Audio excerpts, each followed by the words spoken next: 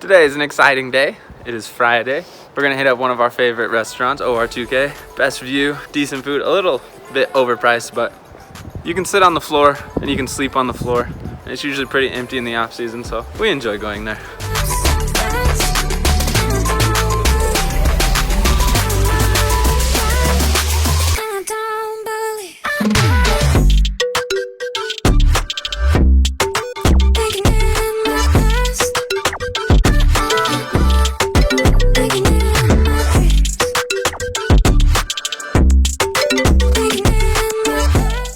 OR2K is right at the middle of Lakeside next to Holland Choke. There's also one in Kathmandu, but this one's far better. Open, nice lake view, and it's a pure vegetarian restaurant.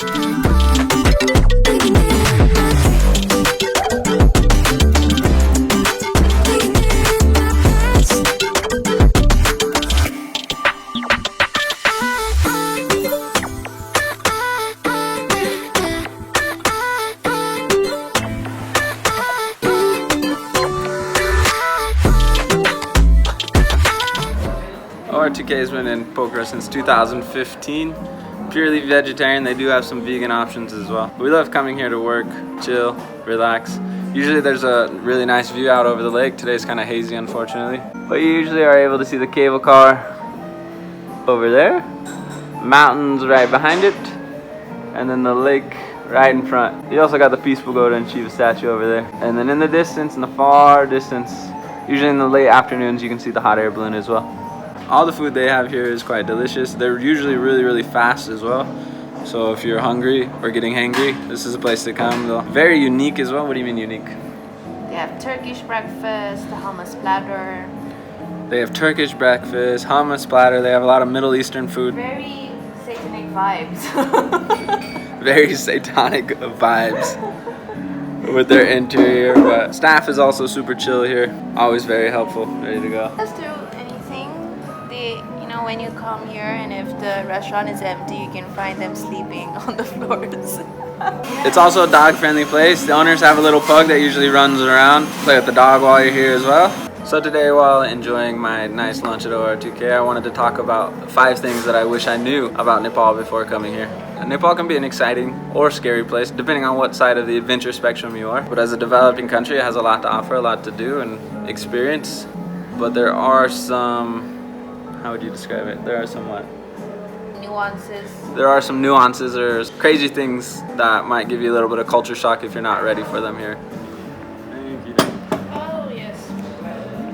So the first thing that I wish I knew about Nepal before I came here is that there's no such thing as personal space. Whether you're in a public place, you're on a bus, you will always be running into people, touching people, and there's just this, you don't have your little bubble or your personal space that you usually have. Also, when you're talking to people, you meet new people, they want to know every aspect of your life. So if you're not used to sharing every detail about who you are, where you're from, your siblings, your parents, anything and everything, then it can get a little bit overwhelming.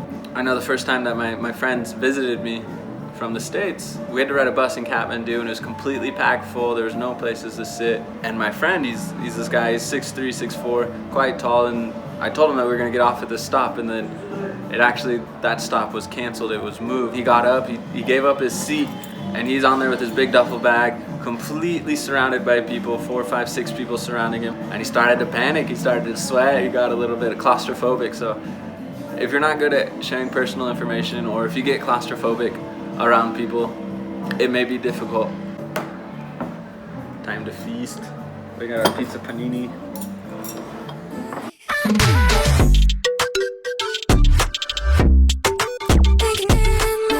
That's very good. Pizza panini, 2 thumbs up.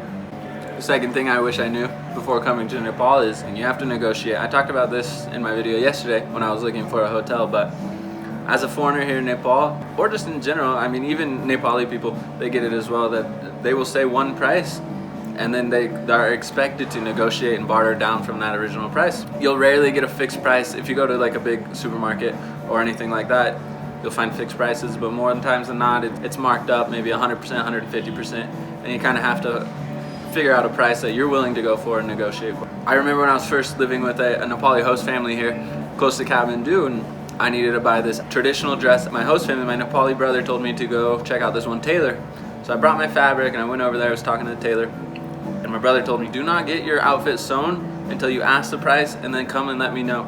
That way I can make sure that it's a fair price and you're not getting ripped off.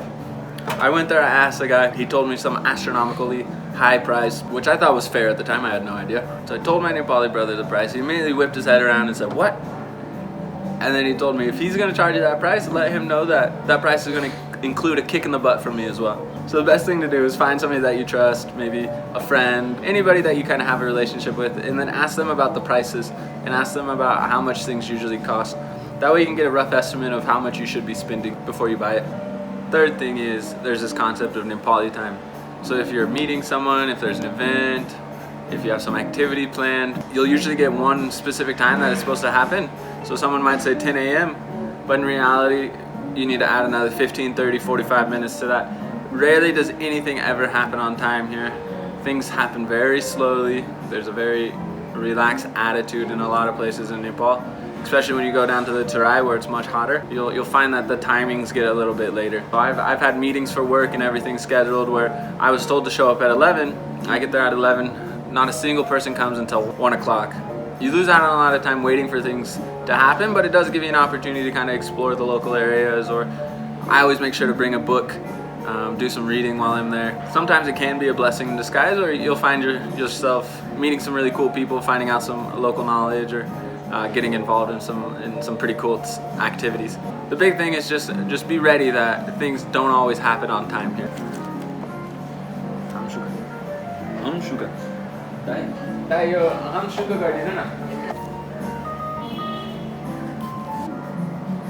When I was a dumb kid, and Nepal was such an enriching experience. I learned so many things. That's what I wish I knew before I came here. So many things. Yes. The fourth thing is to make sure that you're clear with your expectations and wants. I used to get in trouble a lot when I would want to go somewhere. I would get in a taxi, I would tell him where I want to go. He would take me there, but we would never negotiate the price beforehand. And it wouldn't be until I was getting out of the taxi where I'd find myself in this very difficult situation where he would be saying some crazy price for the ride and struggle and go back and forth about how much I'm actually going to pay him, what's going on. It can lead to a lot of tempers flaring and people getting upset. So it's important to make sure that everything is clear. The worst way this has gotten me in trouble here in Nepal is when I was living in Bhutwal. I was looking for a flat to live in, and I met this gentleman and we talked about the flat, we talked about the price, and then he also added that he would need to borrow part of our kitchen and part of our flat to be able to host some of his family members after his son's wedding. And instead of me asking more questions and following up, I blindly agreed to it, and I said, that's fine, you can use my space during the wedding and everything. And then after we signed the contract, after we paid him the first month's rent, he came back to us and said that my daughter-in-law will now be moving in with you guys since you don't use that extra space in your house. And it turned out that he was going to need that space the entire time for his daughter-in-law and wanted us to share the entire flat. And these were things that I didn't ask about beforehand.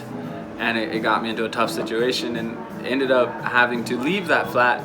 If I would have made sure that everything was clear and defined beforehand, you know, I would have been able to stay in my flat and I wouldn't have had the headache of moving. Thank you, right? Thank you so much. This is what I wanted last time but I ordered the wrong thing. It's so much. Hamshuka, some naan bread while we're eating. Good, huh?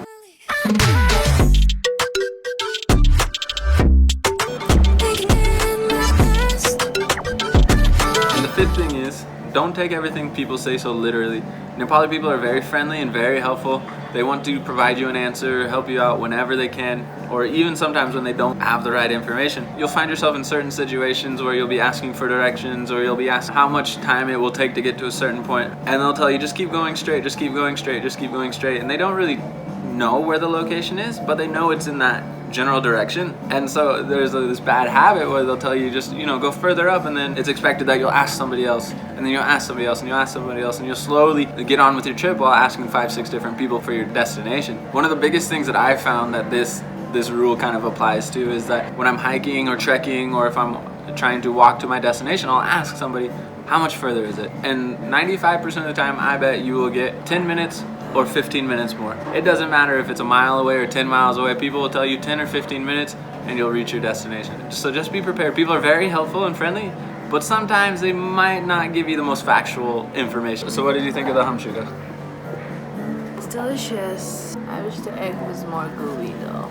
Those are my thoughts from the restaurant. Tried to share some of my perspectives and kind of the things that I've learned while being here. I hope to do this more often. So if you're ever thinking about visiting Nepal and you have any questions about the country, you can just comment below and I'll answer them in my next video, or I'll come up with my own questions again.